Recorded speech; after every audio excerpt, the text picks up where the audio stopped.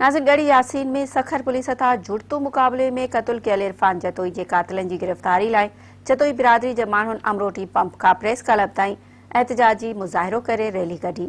उन हवाले सां ॾिसो था कादिर आदमहर जी ही रिपोर्ट। हिन वक़्तु यासीन प्रेस क्लब में मौजूदु आहियूं जिते सिंध यूनिवर्सिटी जे जेको आहे सो खंभियल नौजवान जेको शागिर्द हुयो इरफान जतोई जे वारसनि पारां इरफान जतोई खे जुड़तू मुक़ाबले में मारण खां बाद में यासीन प्रेस क्लब में सिविल सोसाइटी ऐं जतोई बिरादरी जे माण्हुनि पारां SSP सखर जे ख़िलाफ़ धरणो हयो वियो आहे। वधीक अचो त दोस्तनि सां ॻाल्हि ॿोल कयूं। जीअं त असां SSP इरफान समूह जे ख़िलाफ़ इहा रैली कढी आहे जेको आहे सो असांजे शागिर्द नौजवान इरफान जतोई जे क़त्लनि मुलविस हुजण बावजूद बि जेके धरणा हणनि था उन्हनि खे धमकियूं थो चेकिंग हले पई उते कार ते असां हथ ॾिनो त न बीठा असां जेको फ़ैर शुरू कयासीं। हे त सिधो सिधो कूड़ पियो ॻाल्हाए।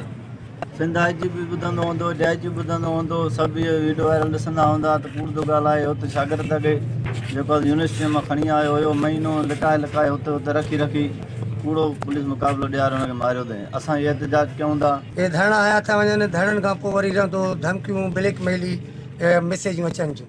हाणे धरणनि में SP कोन हटियो आहे। जेको सूबेदार आहे हिकिड़ो थाणे ते जंहिंजो मां मुक़ाबिलो करे 15 गोलियूं हयूं आहिनि उहो सूबेदार कोन हटियो आहे। निसार छाप जो मौजा माणींदो थाणो हलाए थो। जेके बि हिन में मुलविस आहिनि उन्ही जे मथनि ऑफिसरनि जी बि ऐं जूं बि कन ते नथी चुरे त उहो असां हाल फ़िलहाल बाबा इनकारी था करायूं।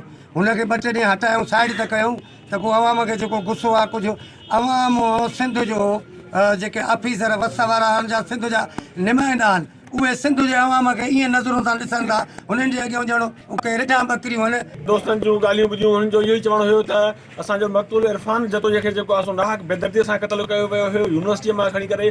जॾहिं त असांजी सिंध हुकूमत खे गुज़ारिश आहे त महिरबानी करे कातिल SSP सखर इरफान समूह खे हटाए कंहिं जुडिशल इंक्वायरी जो हिन गॾोगॾु हिननि जुडिशल इंक्वायरी जो पिणु मुतालबो कयो आहे।